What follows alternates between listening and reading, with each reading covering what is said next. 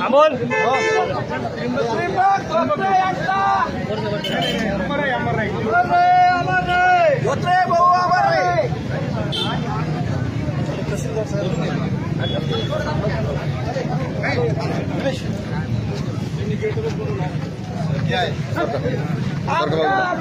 बाबा सारखं पडतो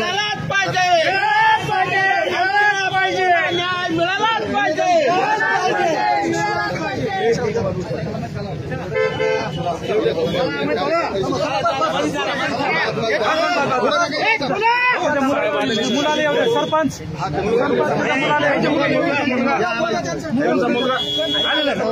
मुलगा कुठे आहे थोडा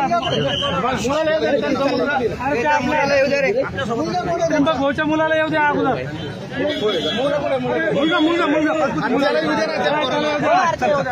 थोडं मागे सरका मित्र मागे सरका तुमच्यासाठी मागे सरका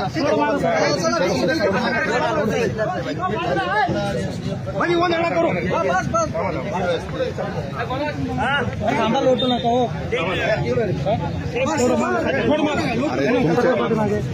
तुमच्यासाठी मागे सरकून द्या थोडं मागे सरका सरपंच पुढे थोडं मागे सरका ना रे थोडं मागे सरका थोडं सरका थोडे मागे अजून थोडं मागे सरका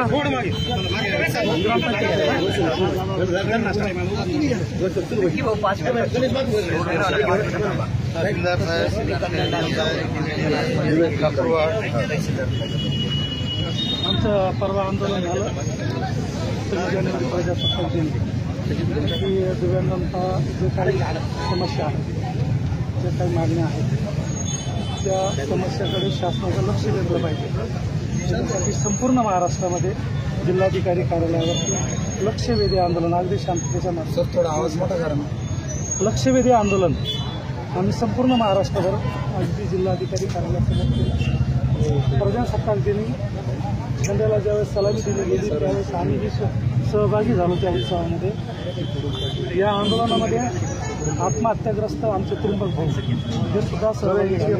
पहाटे 4 वाजता त्यांची स्कूटी घेऊन आणि ते संभाजीनगरला पोहोचले। 7 ते 11 4 घंटे आम्ही अगदी लोकशाहीच्या मार्गाने दिव्यांगांना घरकुल मिळालं पाहिजे, कर्जमाफी झाली पाहिजे, या अगदी ठराविक मागण्या घेऊन आम्ही तिथे आंदोलनाला बसलो। त्याच्यामध्ये आंदोलनाला हे सुद्धा होते आता यांच्याकडे सुद्धा बँकेचं कर्ज आहे, कर्जमाफी झाली पाहिजे याच्यासाठी त्यांनी त्याचा उल्लेख केलेला आहे। आत्महत्या करताना सुद्धा त्यांच्या सुसाईड नोटमध्ये कर्जमाफीचा उल्लेख आहे, घरकुलाचा सुद्धा उल्लेख आहे की गेल्या 10 वर्षापासून मी शौचालयाचं अनुदान मागतोय ते सुद्धा मंजूर झालं नाही, घरकुल मिळालं नाही आणि अपंगाचं जगणं हे सुखकर होत नाही म्हणून मी आत्महत्या करतोय। अगदी मुख्यमंत्री उपमुख्यमंत्री सगळ्यांना त्यांनी विनंती केली आहे। म्हणजे अगदी प्रशासनाला कंटाळून शासनाला कंटाळून दिव्यांगावर जर ही वेळ येत असेल तर निश्चितच या समस्या आमचे प्रश्न सुटले पाहिजेत। अगदी एकाच दिव्यांगाने आत्महत्या केली नाही तर महाराष्ट्रातल्या सगळे दिव्यांग मनाने तरी मेलेले आहेत आज आणि आपल्याला एवढीच विनंती आहे की या दिव्यांगांचं पुनर्वसन झालं पाहिजे, याचं किमान कुटुंबाचं तरी पुनर्वसन झालं पाहिजे त्याच्या कुटुंबासाठी। शेतकरी सहायता मदत करता येत असेल, दिव्यांगाच्या पद्धतीने करता येत असेल किंवा आणखी कोणत्या मार्गाने करता येत असेल याचं कुटुंबाचं पुनर्वसन करा। आपला महत्त्वाचा विषय आहे। आम्हाला हात देखावा करायचा नाही, दिखावा करायचा नाही, फक्त त्याचं पुनर्वसन त्याच्या कुटुंबाचं झालं पाहिजे। आमची अगदी तुम्हाला हात जोडून विनंती आहे त्याचा पाठपुरावा आपण करावा एवढ्यासाठी तुमच्यापर्यंत आम्ही आलो। अगदी सगळ्या शासनापर्यंत साहेब एकीकडं चोक्सी असेल, विजय माल्या असेल, लाखो करोड घेऊन या भारतातून पळून गेले, त्यावेळेस आपण काही त्यांचं उखाडू शकलो नाही। परंतु दुसरीकडं एक सामान्य दिव्यांग जो शेतकरी आहे त्याच्याकडे 10-20 हजार येतं, तुमचे बँकेवाले त्यांना आत्महत्या करेपर्यंत त्रास देतात। ही तुम्ही कुठंतरी याची दखल घेतली पाहिजे। घरकुल मिळत नाही, कलेक्टर साहेबांनी पत्र काढलं तर तुमचं डिपार्टमेंट जर लक्ष घालत नाही साहेब लाजा कशी वाटत नाही? काय होईल त्या पोराचं परिवाराचं? उद्ध्वस्त झालं ना त्या परिवार. दिव्यांगांना 95च्या कायद्यानुसार पुनर्वसन केलं पाहिजे असा कायदा पारित केला. ज्या पूज्य बाबासाहेबांनी राज्यघटना दिली त्या प्रजासत्ताक दिनी आपण आंदोलन करतो तरी तुमचं प्रशासन लक्ष घालत नाही. अत्यंत संताप येतो साहेब. परंतु निव्वळ पोलीस प्रशासनामध्ये असताना आमचे हात बांधले जातात. इतका राग येतो, इतका राग येतो. आत्महत्या ही निराशेतून केली. आता स्वतः त्यांनी सुसाईड नोट लिहिली आणि मी कंटाळून आत्महत्या करतोय. प्रशासनाला घेत नाही, शौचालय देऊ शकत नाही, बिलकुल देत नाही साहेब. की वाईट. फक्त आज साहेब आमची विनंती आहे, आज एक धोत्रे गेला, एक धोत्रेचा विषय नाही, संपूर्ण तालुक्याचा विषय साहेब. त्याच्या माध्यमातून तो आमच्या पक्षाचा प्रतिनिधी होता. त्यांनी स्वतःच्या परिवारासाठी आत्महत्या नाही केली. त्याचा शेवटचा उद्गार होता की शेवटच्या दिव्यांगाला न्याय मिळाला पाहिजे साहेब. आणि जर तो जीव देत असेल तरी अत्यंत वाईट आहे. मित्रा पुढे थोडं मागासारखं त्याला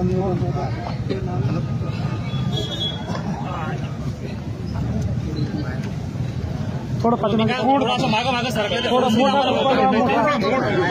तुम्ही खाली पाडशाल खाली थोडं मागे थोडं मागे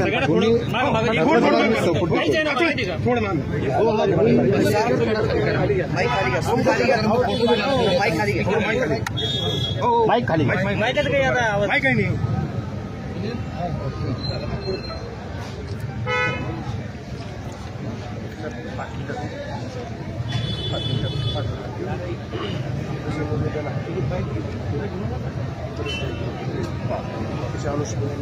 कलेक्टर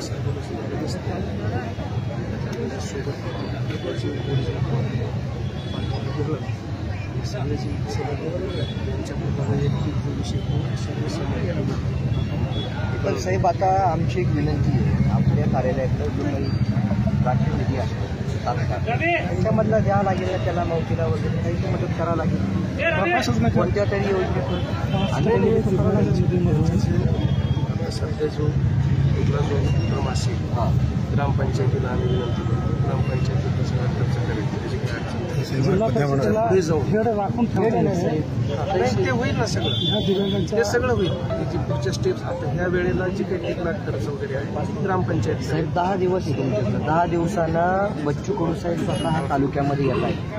आमची विनंती आहे पुन्हा नाशिकचा आयुक्त आपल्या छत्रपती संभाजीनगरमध्ये व्हायला नको. तुम्हाला माहित असेल दहाव्यापर्यंत तुम्हाला त्यांना सहकार्य करा, त्याचं घरकुल मंजूर करा, मेल्यानंतर तरी करा साहेब. कार्यालयामार्फत ज्या योजना आहेत त्या योजनांचा आपण पंचायत समितीमार्फत आपण तात्काळ मार्गी लावू. राहिला बँकेचा विषय, त्या संदर्भात आम्ही बँकेची चर्चा करू, त्यामध्ये काय मार्ग काढता येईल किंवा शासनाकडे पाठवून आपल्याला त्यांच्या संदर्भात काही त्यांना एक पत्र पण द्या साहेब की विजय माल्ल्याच्या मागे बी त्याला ताकदीनच लागा म्हणून. आपण त्याचं सुद्धा करू. पण स्थानिक पातळीवरती प्रशासनाकडे ज्या योजना आहेत, ज्या अधिकार आहेत त्यामध्ये आपण त्यांना मदत करू. काही अडचण नाही. म्हणून पण आपल्याला संजय गांधीमध्ये आहे, या सगळ्यामध्ये आपण तुम्ही त्यांना ज्या शक्य आहे त्या तहसील सगळ्या कार्यालयामार्फत आपण ज्या योजना आहेत त्या सगळ्यामध्ये आपण त्यांना मदत देऊ. आणि घरकुलाचा आणि शौचालय दोन्हीचा विषय आपण मार्गी 10 दिवसांना भाऊ येणार ते त्याच्यात हो नोंद केलेली मी त्याच्यामध्ये. भाऊनी मला 10 तारखेला 10 दिवसात दहाव्याला मी येतोय. मग तो 10वा जो गंगेच्या काठी घालावा लागतो तो आम्हाला तहसील कार्यालयात घालायची वेळ येऊ नये. भाऊ आल्यानंतर विनाकारण आम्हालाही त्रास होईल, तुम्हालाही त्रास होईल. त्या ह्याच्यापर्यंत जायची काय आवश्यकता नाही. आपण अगदी प्रशासनाकडून तुम्ही आमच्या वेळ ज्या देऊन गोष्टी करता येईल त्या 100% तहसील आणि कार्यालयात थोडा हो साहेब, कलेक्टरचं ऐकत नाही यार तुमचं डिपार्टमेंट. कलेक्टर या जिल्ह्याचा बॉस आहे, त्यांनी पत्र काढलं साहेब. बऱ्याचदा गैरसमज असे असतात आणि वेगवेगळे विषय वेगवेगळ्या डिपार्टमेंटचे असतात. नाही असू द्या ना. एक तहसील किंवा एक कुठले असं नसतं. नाही आम्ही तहसील नाही सर. ज्या ज्या पण तुम्ही सर तालुका न्यायदंडाधिकारी न्याय देण्याची तुमच्याकडे 100% साहेब हे बघा तुमच्याकडे पदक असेल, तुम्ही लक्षात घ्या. तालुक्याचे न्यायदंडाधिकारी आपण 100% तुम्हाला तालुक्याला त्याच्यामध्ये न्याय द्यायला लागेल देऊ ना आपण साहेब. त्यांना. आणि आमची भूमिका तीच राहील. बस आमची तेवढीच विनंती आहे साहेब. 100% आपण तुम्ही तालुका न्यायदंडाधिकारी आहे, तालुक्याच्या शेवटच्या घटकापर्यंत न्याय द्यायचं काम तुमच्याकडे आहे. 100% सगळे तुम्ही तालुक्याच्या प्रशासनाचे बॉस आहात, हे आम्ही तुम्हाला वेगळं सांगायची गरज नाही. पण 10 दिवसात जर झालं नाही साहेब तर त्या पदाला गरिमा राहणार नाही याची काळजी आपल्याला घ्यायला लागणार आहे. आमची विनंती आहे साहेब. बिलकुल, आमची खूप आम्ही विनंती आहे. विनंतीच करू लागलो साहेब.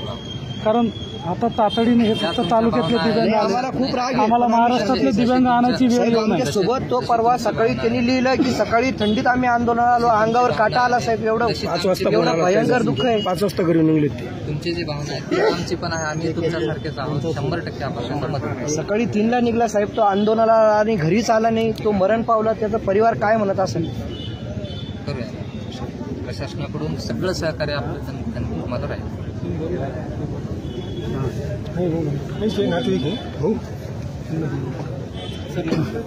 माझी सैनिक रोहिदास पाटील त्याचं मामा आहे. आता त्याचं घरचं ना पूर्ण त्यांच्यावरच होतं.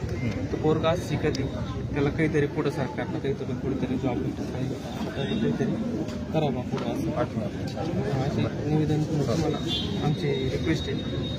तिन्ही पद्धती आम्हाला चेक करू.